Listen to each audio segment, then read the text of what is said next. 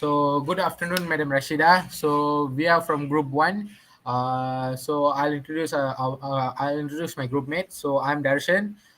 That's Marcus and Keshav. They are my group mates.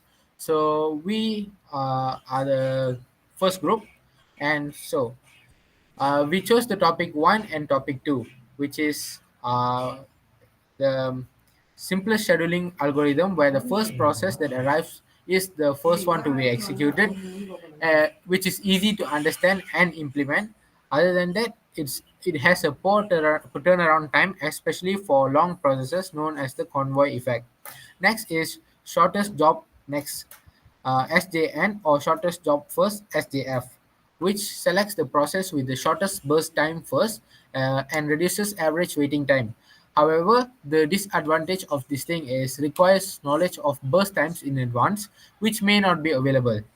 So our first question is about round robin, and this is our diagram. So as you can see, there's a P12, P25, P34, and the quantum. And so basically, this is our diagram for the question, and this is our calculation. So for the process one, the arrival time is 0, the burst time is 2, the completion time is 4, the waiting time is 2, and the turnaround time is 4. For the process 2, the arrival time is 0 as well. However, the burst time is 5, the completion time is 12, the waiting time is 7, the turnaround time is 12.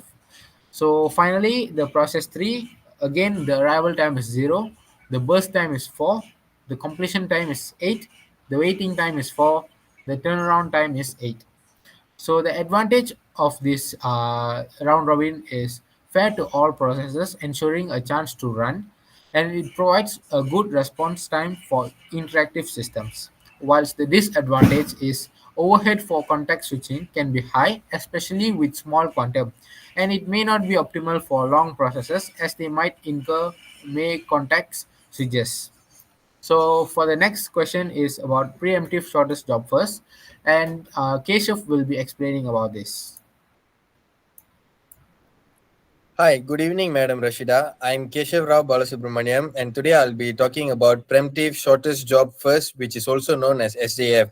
So here is the example of the diagram, which is P2 equivalents to 5, P3 4, P1 2, and it is stated as the shortest. And down here we have the calculations part. So I'll briefly explain about P2. The arrival time is 0, the burst time is 5, completion time is 5, waiting time is 0, turnaround time is 5. And it then you can see the P3 and P1 as well. So the advantages of this is to minimizes average waiting and turnaround times in theory, and it is good for batch jobs with known execution times. There are several disadvantages in this diagram, which is it requires knowing burst times upfront, which may not be practical in real time. It is also high overhead due to frequent preemptions. Lastly, starvation possible for long processes if may short one arrive continuously. So for the next part is topic 4, FIFO, and Marcus will be explaining it about it. Thank you. Good evening, Madam Rashida. My name is Marcus, and I would like to present about the topic 4, FIFO. As you can see, there is a diagram which is frame 1 and frame 2 and frame 3. If you go down there will be a calculation. There you can see the reference page loaded, frame 1 and frame 2 and frame 3 and page 4. The initial is frame 1 empty and frame 2 empty and frame 3 empty. The page loaded are P1 and frame 1 is P1 and frame 2 is empty and frame 3 is empty and page 4 are no. And that's all.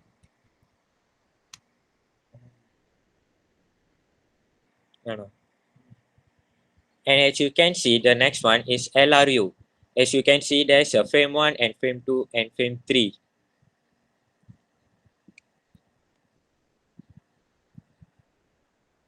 As you can see, there's another calculation for that what part. There are reference page loaded, frame 1 and frame 2 and frame 3, and page fault and LRU. There's a initial For frame 1 is empty, for the frame 2 is empty, and frame 3 is empty. The page loaded are P7, the frame 1 is P7, and frame 2 is empty, and frame 3 is empty, and page faults are no. That's all for now. Thank you. So that is all from our group. So this is our 2 questions for 2 topics and the calculation and the solving methods for each topic. So yeah, so that's it. Thank you.